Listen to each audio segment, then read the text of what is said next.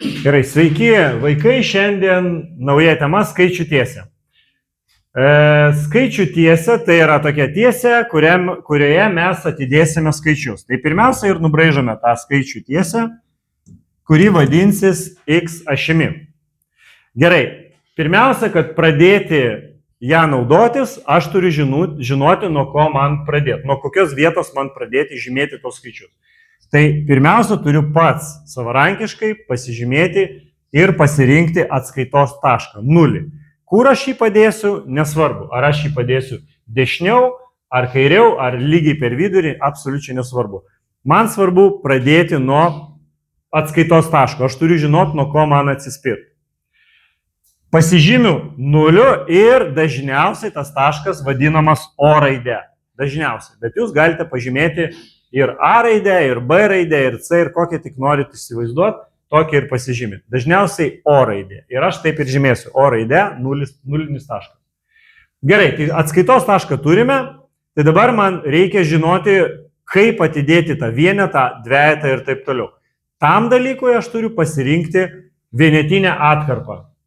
Vienetinė atkarpa yra tokio ilgio, kokio aš pats ir pasirenku.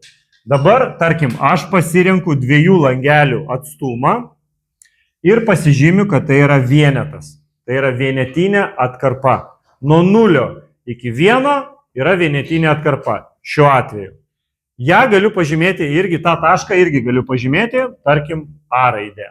Galiu pažymėti B raidę, nesvarbu. Galiu iškart iš galo pradėti Z raidę. Arba ten X raidę, va tokią raidę. Tai gerai, turiu atskaitos tašką, turiu vienetinę atkarpą ir dabar turiu atidėti, tarkim, trejetą arba penketą noriu atidėti šitoje atkarpoje. Tai taip ir padarau. Tai vienetinę atkarpą turiu atidėti tiek kartų, kiek man reikia parašyti skaičių. Tarkim, man reikia trejetą. Tai aš atiduodu 1, 2, 3 ir štai šitoj vietoj aš turiu trejetą. Taigi aš turiu atskaitos tašką, vienetinę atkarpą ir savo trejetą atidėsiu. Jį irgi pavadinsiu, tarkim, raidę A.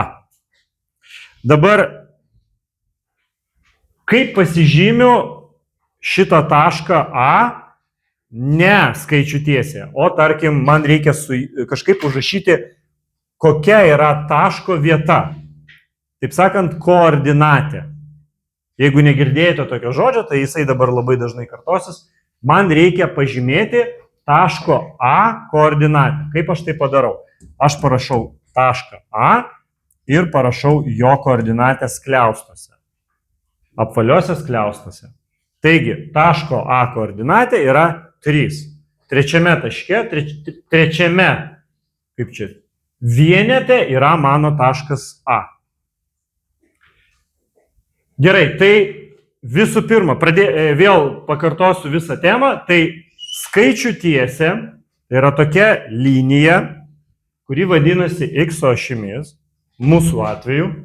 Jinai turi pradžios tašką, atskaitos tašką, jinai turi vienetinę atkarpą ir turi savo koordinatę.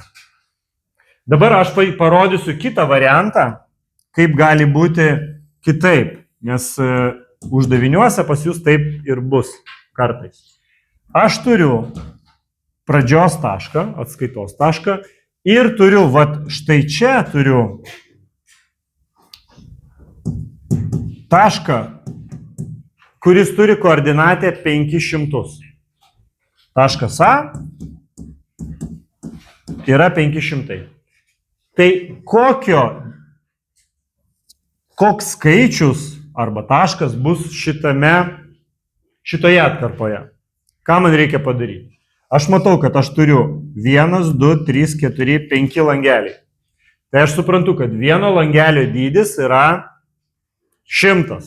Tai reiškia, jeigu aš nuo 0 nutoliau per 2 langelius, tai reiškia, mano štai šitas taškas bus 200. Ar čia aišku? Gerai, pažymiu B tašką ir pažymiu, kad taško B koordinatė yra 200. Va tokie uždaviniai pas jūs bus, panašus uždaviniai bus vadovėlyje. Ir jums va, tokiu būdu, atvirkštiniu būdu, reikės išsiaiškinti, kokia yra taško koordinatė. Ar aišku? Ar turit klausimų? Gerai, ačiū.